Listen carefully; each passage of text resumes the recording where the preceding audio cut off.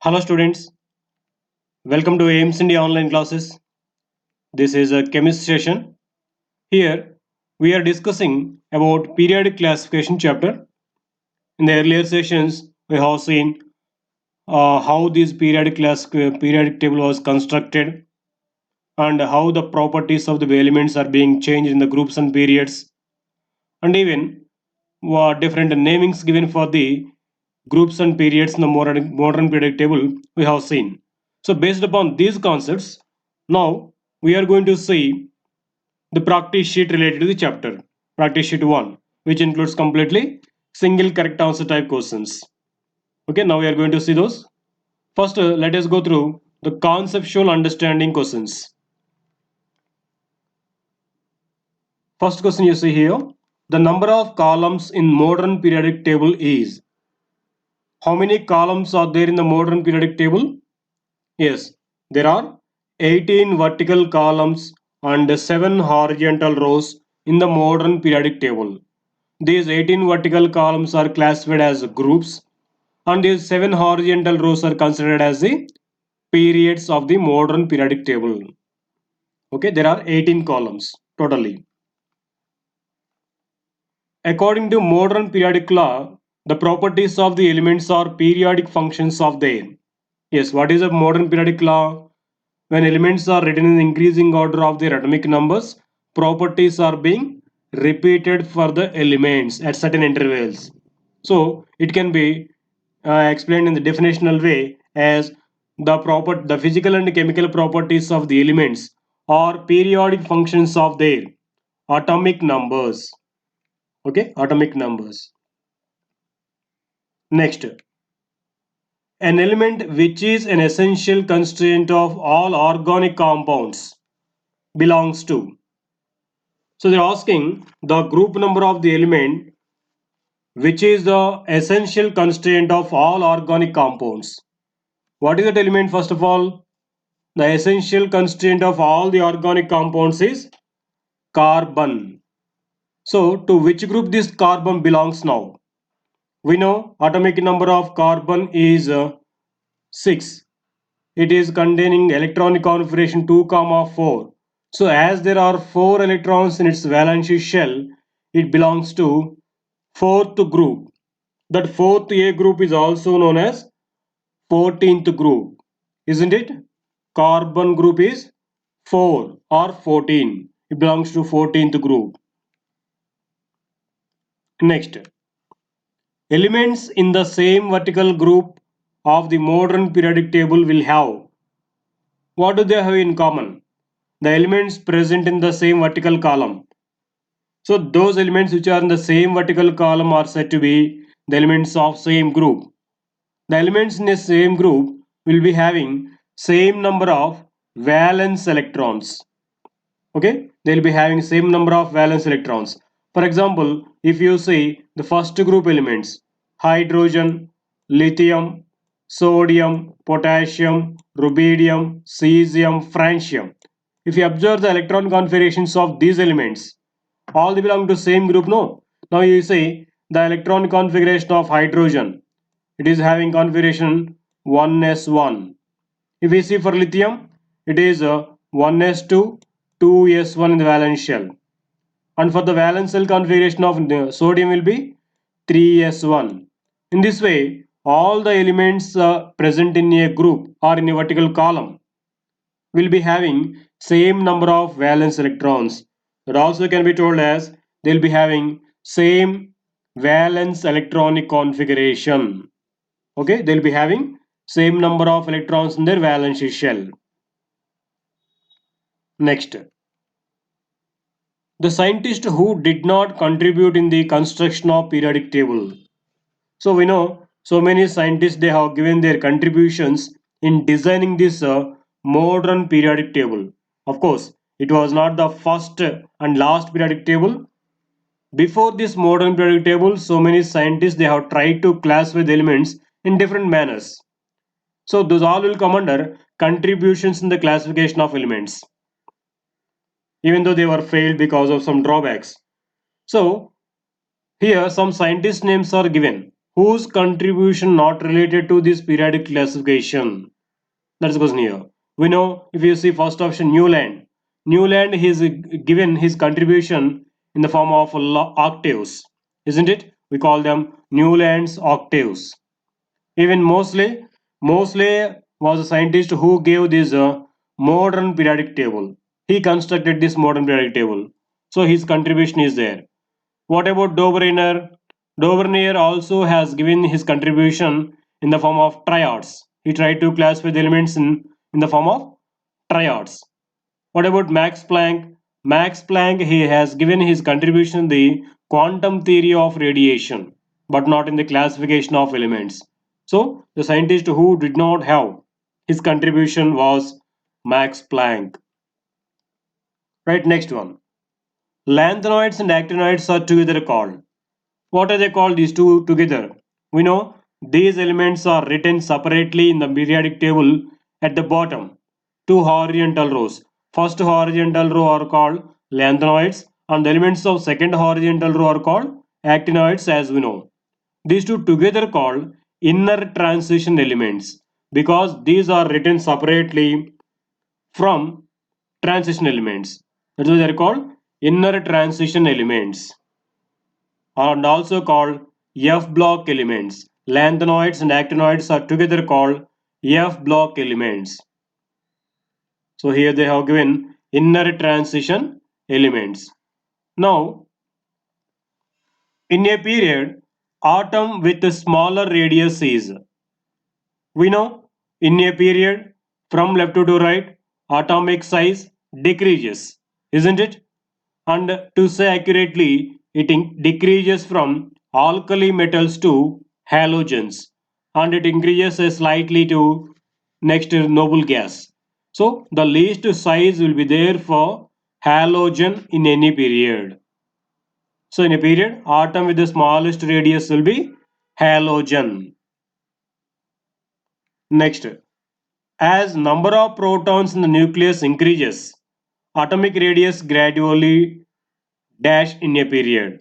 So if you see in a period from left to right, atomic number increases or the number of protons increases from element to element gradually, isn't it? Then what is happening to the size or atomic radius? Just now we told here in a period from left to right, atomic size decreases because even though the atomic number increasing, nuclear charge increases and outer shell electron cloud increases. Between these two, attraction increases and hence size of the elements decreases. So in a period from left to right, as number of protons in the nucleus increasing, size of the elements decreases in a period. Decreases. Next, let's go to next question. See the next one. The IP value of potassium is less than the IP value of sodium. This is due to why the ionization potential value of potassium is lower than that of sodium. We know sodium and potassium are there in the same group. How does it vary in a group from top to bottom?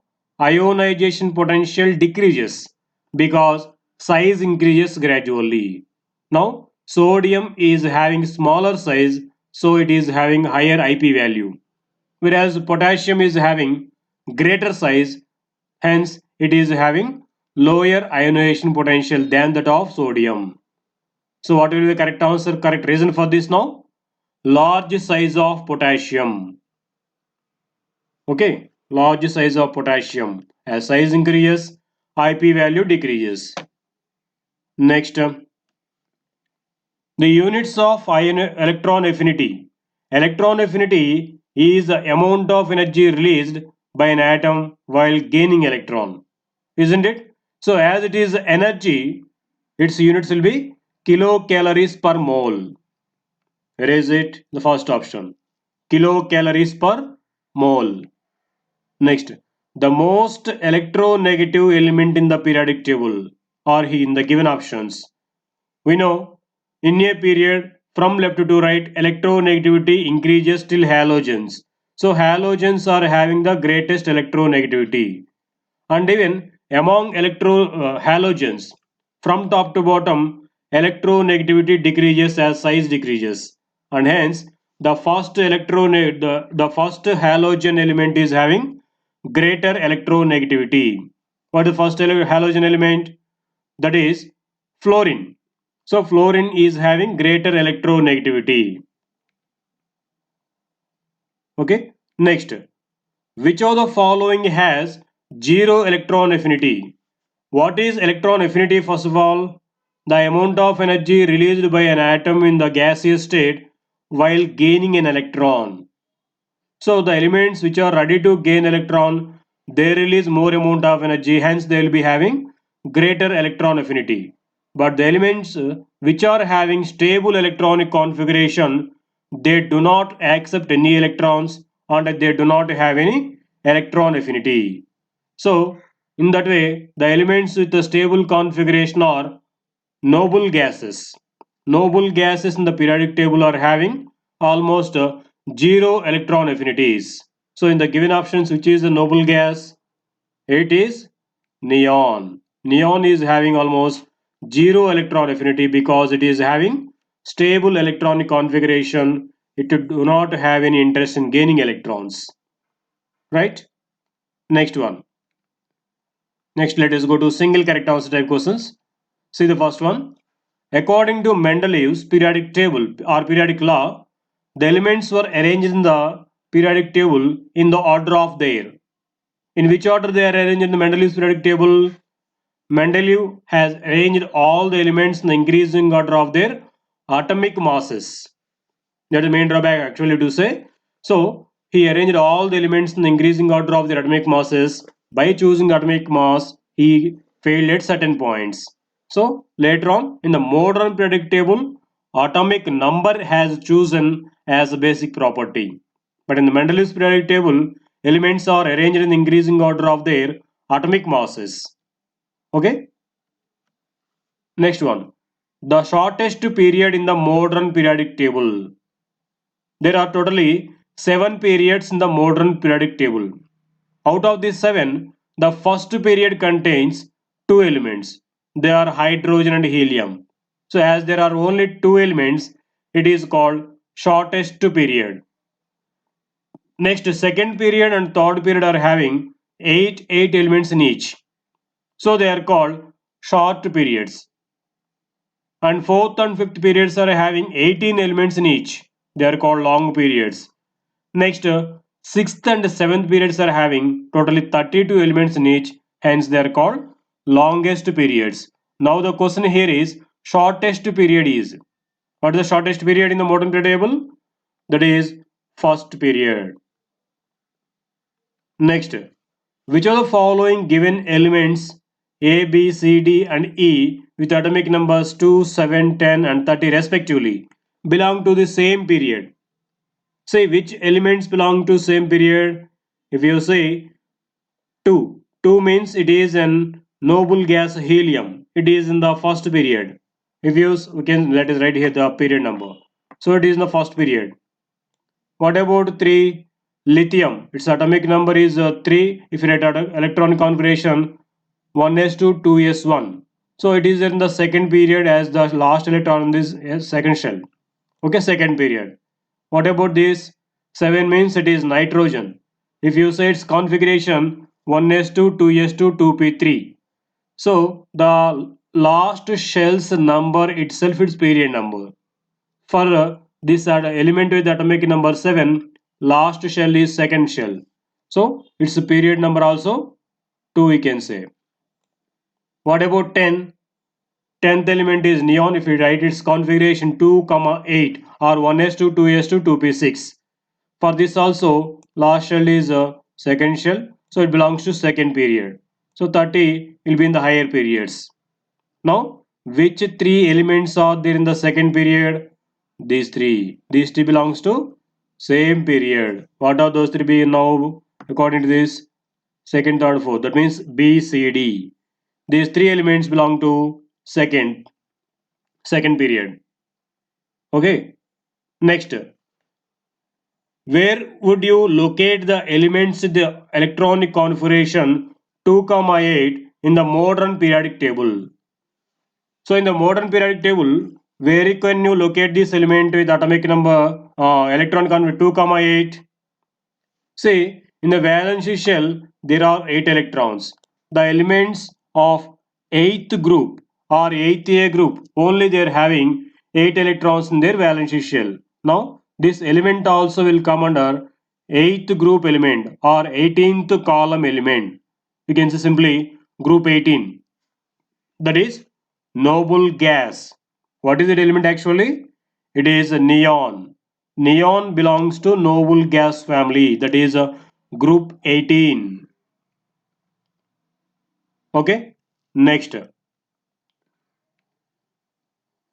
In the long form of periodic table, most of the elements are, yes, there are 70% of the elements are, not 70, more than that, 72% around. They are metals. Mostly they are metals existing. There are non-metals and noble gases also, but mostly they are metals. Metals quantity is more.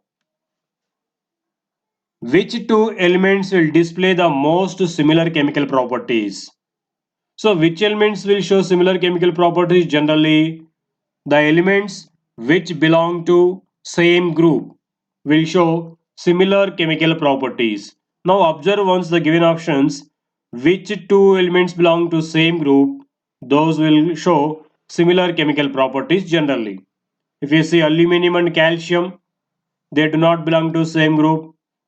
Chlorine and sulfur, they also not belong to same group. Carbon and sulfur, they too do not. If we see lithium and potassium, lithium, sodium, potassium, these all are in the same group. So they will show similar chemical properties. Now, lithium and potassium will show similar chemical properties because they belong to same group.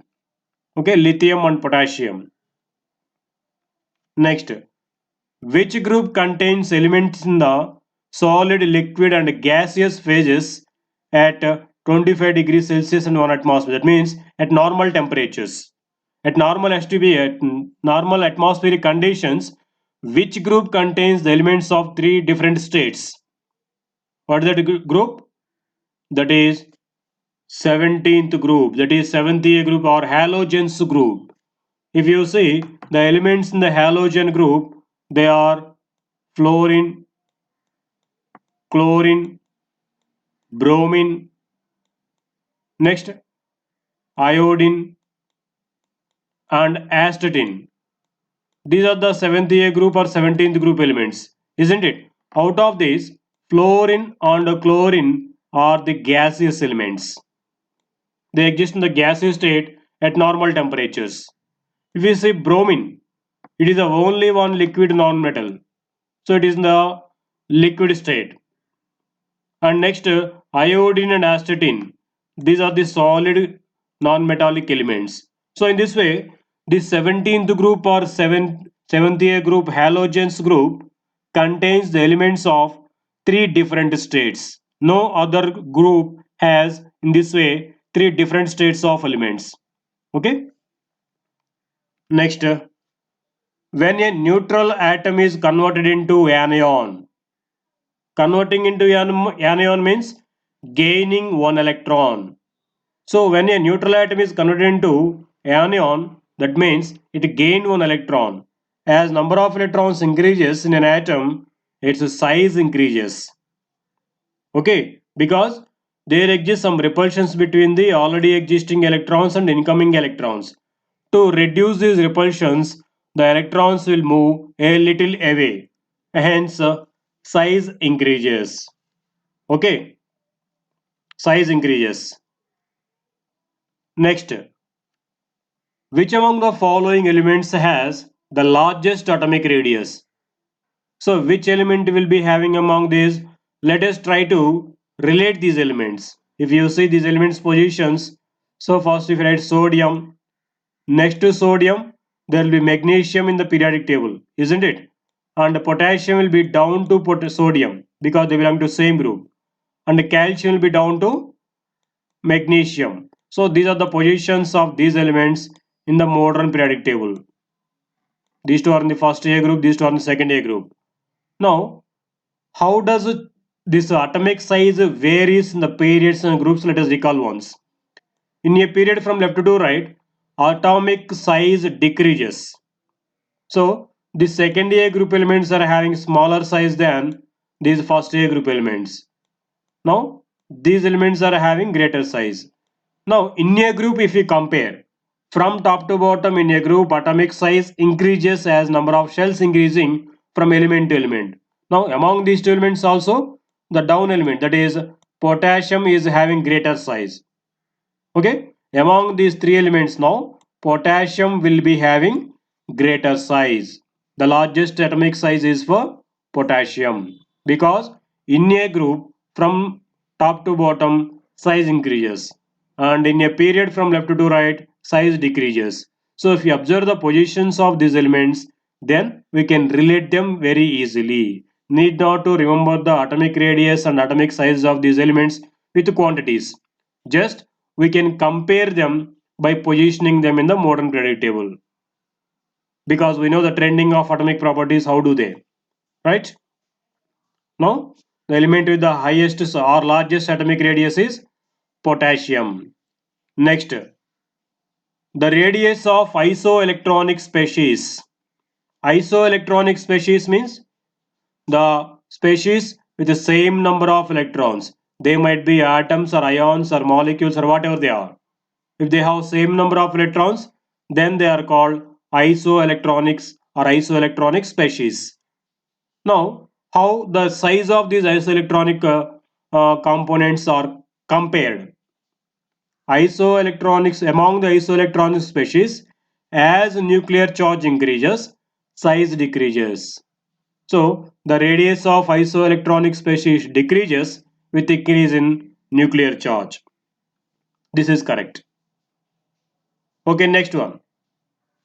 As atomic number of the elements increases, the IP values of the elements of the same period. What happens to the IP ionization potential values in a period as we move from left to right? Left to right means as increase in the atomic number. So in a period from left to right, atomic number increases. At the same time, size of the atoms decreases. If size decreases, what happens to that ionization potential? It increases. So in a period from left to right, atomic number increases and ionization potential decreases. Sorry, increases because size decreasing. Okay. Next, which of the following elements have relatively high electronegativities? So electronegativity is high for the atoms with a smaller size. In any period, from alkali metals to halogens, size gradually decreases. So halogens are having the smallest size in every period, and hence they will be having greater electronegativities. Okay, now halogens will be having greatest electronegativity. Even fluorine is the element with the highest electronegativity. Next, the element which has lightest electron affinity in third period. Say some third period elements are mentioned here. Which one is having greater electron affinity? We know in a period electron affinity increases from left to right, and because size decreases. So out of these all elements, chlorine belongs to extreme right side halogens, so that will be having the least size and greater electron affinity. Even in fact, this is the element with the highest electron affinity among all the elements in the periodic table, not only among these four. It is the element with the highest electron affinity among all the elements. Okay, this is about level 1 practice sheet. Thank you for watching our video. Please subscribe our YouTube channel AIMS Today for latest updates on recorded videos.